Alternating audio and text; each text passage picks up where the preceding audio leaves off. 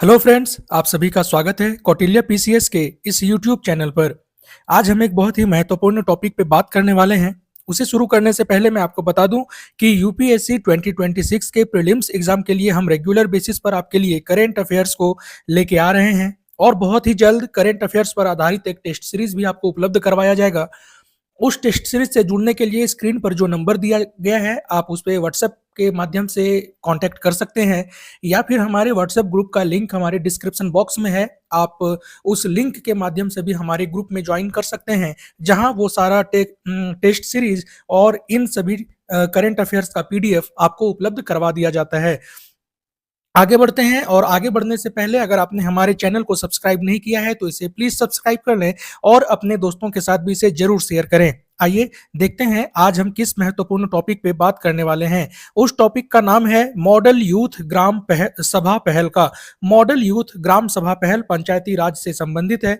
इससे संबंधित क्या फैक्ट है, क्या हमें जानना चाहिए, प्रीलिम्स एग्जाम में किस प्रकार से ये महत्वपूर्ण हो सकता है, यूपीएससी और स्टेट पीसीएस दोनों एग्जाम के लिए बहुत ही ज्यादा महत्वपूर्ण है।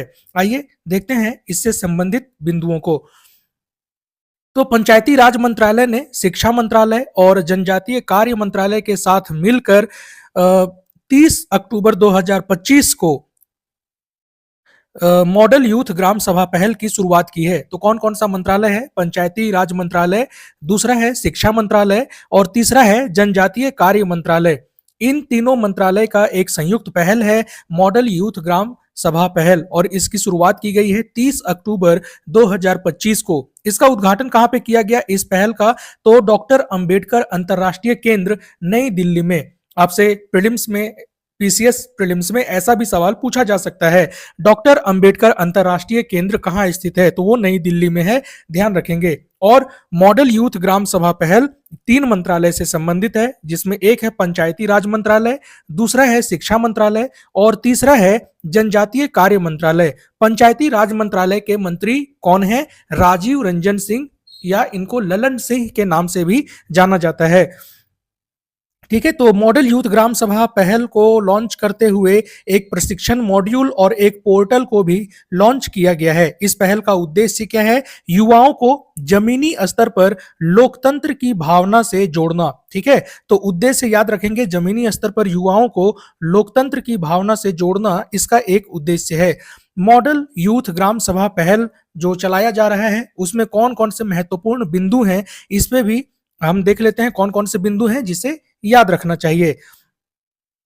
ये अवधारणा जो भारत में अभी लॉन्च किया गया है, यूनाइटेड नेशन की एक अवधारणा है, जिसमें हर वर्ष हजारों विद्यार्थी पार्टिसिपेट करते हैं और लोकतंत्र क्या है या लोकतंत्र को कैसे मजबूत बनाया जाए उस पे उनके विचारों को परिष्कृत किया जाता है, उन्हें तैयार किया जाता है लोकतंत्र में भाग लेने के लिए। तो ये यूनाइटेड नेशंस की एक अवधारणा है, इसे याद रखेंगे।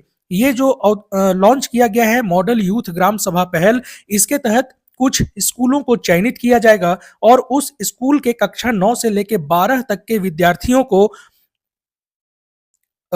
एक प्रकार से सहायता दिया जाएगा या एक प्रकार से उनका नर्चर किया जाएगा ताकि वो लोकतंत्र में अपनी भूमिका को निभा सकें। तो मॉडल यूथ ग्राम सभा पहल के तहत कुछ चयनित स्कूलों के कितने कक्षा के विद्यार्थियों को? कक्षा 9 से लेके 12 तक के विद्यार्थियों को इसमें शामिल किया जाएगा। ठीक है, नेक्स्ट है, वे ग्राम सभा की प्रायोगिक बैठकों का आयोजन करेंगे। जिन छात्रों का चयन किया जाएगा उन्हें प्रशिक्षित करने का ये एक तरीका है कि प्रायोगिक बैठकों का आयोजन करेंगे। जो ग्रामीण स्तर पे संबंधित मुद्दे हैं उन पे वो चर्चा करेंगे। ग्राम बजट व विकास योजनाएं तैयार करने में अपनी भूमिका निभाएंगे। इससे क्या होगा कि वे जमीनी स्तर पर लोकतंत्र किस तरीके से काम करता है उससे अवगत हो सकेंगे। ठीक है, नेक्स्ट जो बिंदु है, इसका उद्देश्य विद्यार्थियों को जमीनी स्तर पर लोकतंत्र का व्यवहारिक अनुभव प्रदान करना, जो कि अभी आपको बताया गया, साथ ही उनमें नेतृत्व क्षमता और नागरिक भागीदारी की भावना का विकास करना है। तो नेतृत्व क्षमता का विकास करने से संबंधित है ये पहल। जो भी पहल के मुख्य बिंदु बताए जा रहे हैं उन्हें आप जरूर याद रखेंगे। न्यू एजुकेशन पॉलिसी 2020 के अनुरूप है ये मॉडल यूथ ग्राम सभा पहल। ठीक है, तो न्यू एजुकेशन पॉलिसी में भी छात्रों के नेतृत्व क्षमता को विकसित करने की बात की गई थी और उसी के अकॉर्डिंग इस पहल को विकसित किया गया है। 3 मंत्रालय संबंधित हैं, तीनों मंत्रालय का नाम आपको बताया गया है। ये तीनों मंत्रालय के नाम को आप याद रखेंगे, ठीक है। नेक्स्ट जो है इस पहल का शुभारंभ देश भर में 600 से अधिक जवाहर नवोदय विद्यालय और 200 से अधिक एकलव्य मॉडल आवासीय विद्यालयों में किया जाएगा। तो टोटल 800 स्कूलों का चयन किया जाएगा पहले चरण में, जिसमें से जवाहर नवोदय विद्यालय 600 रहेंगे और एकलव्य मॉडल आवासीय विद्यालय 200 रहेंगे, ठीक है। अक्टूबर 2025 से ही इसका पहला चरण शुरू हो चुका है। तो ध्यान रखेंगे, जवाहर नवोदय विद्यालयों की संख्या 600 और एकलव्य मॉडल आवासीय विद्यालयों की संख्या 200 इस मॉडल यूथ ग्राम सभा पहल के तहत चयनित स्कूलों में है। इसमें एक प्रतियोगिता का भी आयोजन किया जाएगा विद्यालय के स्तर पर। अब दोनों श्रेणी में विद्यालय है ना, जवाहर नवोदय और एकलव्य मॉडल आवासीय विद्यालय, ये दो श्रेणियां हैं विद्यालयों की। इस प्रतियोगिता में जो विद्यालय जीतेगा उसे 1 करोड़ रुपए का इनाम दिया जाएगा और दूसरे स्थान पे जो आएगा उसे 75 लाख रुपए, तीसरे स्थान पर आने वाले स्कूल को 50 लाख रुपए। तो ध्यान देंगे, फर्स्ट, सेकेंड और थर्ड स्कूल के स्तर पर जो आएगा, तो थर्ड प्लेस पे आने वाले स्कूल को 50 लाख, सेकेंड प्लेस पे आने वाले स्कूल को 75 लाख और फर्स्ट प्लेस पे आने वाले स्कूल को 1 करोड़ रुपए का इनाम दिया जाएगा। इस पहल के तहत जो प्रतियोगिता का आयोजन किया जाएगा। पंचायती राज मंत्रालय प्रत्येक विद्यालय को मॉक ग्राम सभा यानी कि प्रायोगिक ग्राम सभा आयोजित करने के लिए 20,000 रुपए की सहायता राशि भी देगा। कितने की सहायता राशि है? 20,000 रुपए। और किस मंत्रालय के द्वारा दिया जा रहा है? पंचायती राज मंत्रालय के द्वारा दिया जाएगा। इन सभी फैक्ट्स को याद रखेंगे। पंचायती राज संस्थाओं से संबंधित कुछ महत्वपूर्ण फैक्ट्स को हम लोग जान लेते हैं।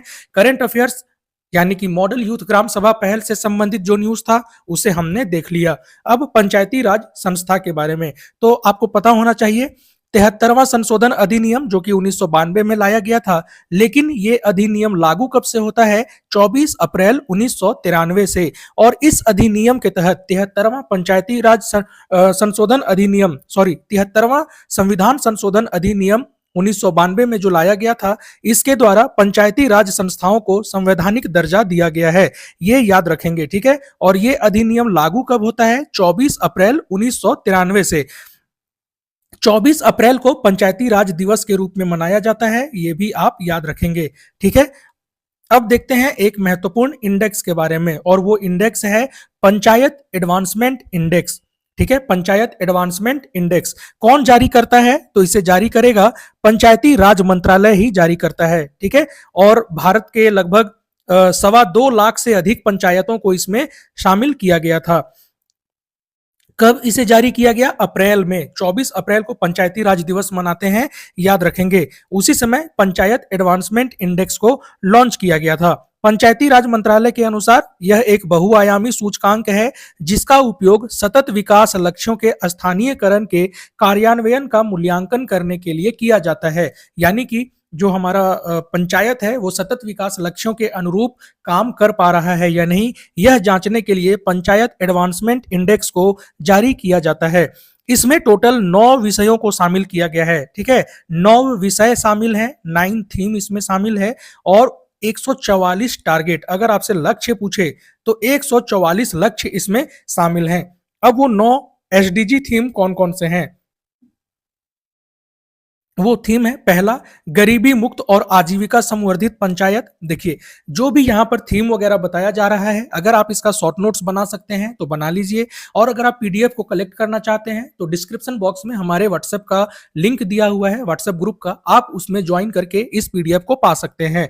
तो 9 थीम कौन कौन से हैं? पहला है गरीबी मुक्त और आजीविका संवर्धित पंचायत, दूसरा है स्वस्थ पंचायत, तीसरा है बाल मैत्री पंचायत यानी कि चाइल्ड फ्रेंडली पंचायत होना चाहिए, चौथा है जल संपन्न पंचायत जहां पर पानी की कमी न हो, चौथा है स्वच्छ और हरित पंचायत यानी कि इसमें स्वच्छता और पर्यावरण को संरक्षित करने का काम ऐसे पंचायत में किया जा रहा हो।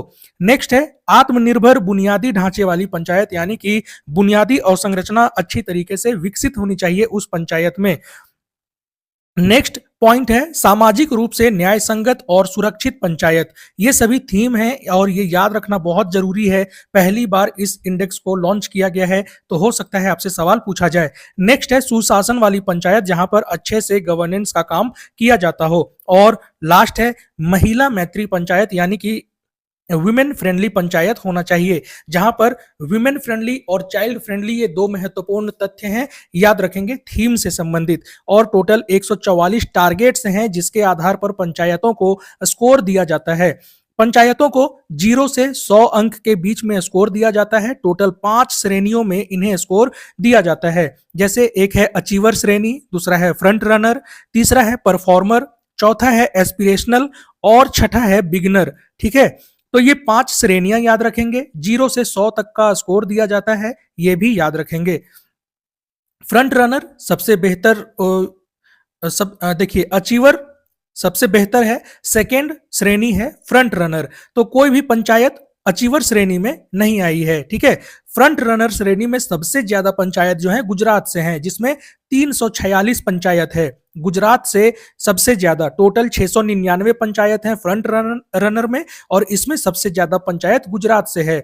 सेकेंड स्थान पे है तेलंगाना, जहां से 270 पंचायत शामिल है, और तीसरे स्थान पर है त्रिपुरा, जहां से 42 पंचायत शामिल है। तो आपसे पूछा जा सकता है कि फ्रंट रनर श्रेणी में शामिल सबसे ज्यादा पंचायत किस राज्य से है, तो वो हो जाएगा गुजरात। और अगर फर्स्ट सेकेंड थर्ड आपको अरेंज करने के लिए दे दे तो गुजरात के बाद तेलंगाना और फिर त्रिपुरा याद रखेंगे। कैसे याद रखेंगे इसे? पंचायत से संबंधित है, GTT। पी से हो जाएगा पंचायत, जी से हो जाएगा गुजरात, टी से हो जाएगा तेलंगाना और ती से हो जाएगा त्रिपुरा। ठीक है, ऐसे करके याद रखेंगे तो आपको याद रहेगा। ये हमारा जो आज हमने डिस्कस किया वो था मॉडल यूथ ग्राम सभा पहल। इंपॉर्टेंट टॉपिक है, पंचायती राज से हमेशा सवाल बनाया जाता है, तो हो सकता है कि आपसे यूपीएससी या पीसीएस में यहां से कोई सवाल देखने को मिल जाए। देखिए, जो भी ट्रिक बना के आप याद कर सकते हैं, चीजों को याद कर लीजिएगा। जो मुझे इजी लगता है वो मैं आपके साथ शेयर कर देता हूं, बट जरूरी नहीं है कि आप उसी के अकॉर्डिंग काम करें। आपने जो बनाना है आप वो बना लीजिए ट्रिक, ताकि आप लंबे समय तक उसे याद कर सकें। पंचायती राज एक बहुत महत्वपूर्ण टॉपिक है। यूपीएससी 2015 में यहां से एक सवाल पूछा गया था। सवाल क्या है? पंचायती राज प्रणाली का मूल उद्देश्य निम्नलिखित में से किसे सुनिश्चित करना है? यहाँ पर 4 विकल्प हैं, जिसमें से पहला है विकास में जन भागीदारी, दूसरा है राजनीतिक जवाबदेही, तीसरा है लोकतांत्रिक विकेंद्रीकरण और चौथा है वित्तीय संसाधनों का संकलन। तो देखिए, वित्तीय संसाधनों का संकलन ये प्रमुख उद्देश्य तो नहीं है। लोकतांत्रिक विकेंद्रीकरण एक प्रमुख उद्देश्य है। राजनीतिक जवाबदेही भी प्रमुख उद्देश्य नहीं है। विकास में जन भागीदारी एक प्रमुख उद्देश्य है। तो 1 और 3 इसका सही आंसर होना चाहिए। विकल्प में जो दिया गया है उसके अनुसार इसका विकल्प सी सही आंसर हो जाएगा। तो ये था हमारा आज का टॉपिक के साथ हमने आपसे पीवाईक्यू भी डिस्कस किया है। अगर आप इसी तरीके के महत्वपूर्ण टॉपिक्स के अपडेट को पाना चाहते हैं तो हमारे चैनल को सब्सक्राइब कर लें, बेल आइकन को प्रेस कर दें, ताकि जो भी अपडेट हम अपने चैनल पे दें वो आप तक लगातार पहुंचता रहे। ठीक है, तो मिलते हैं अगले सेशन में एक नए टॉपिक के साथ। तब तक अपना ध्यान रखें, पढ़ते रहें, मस्त रहें, स्वस्थ रहें। Thank you. जय हिंद।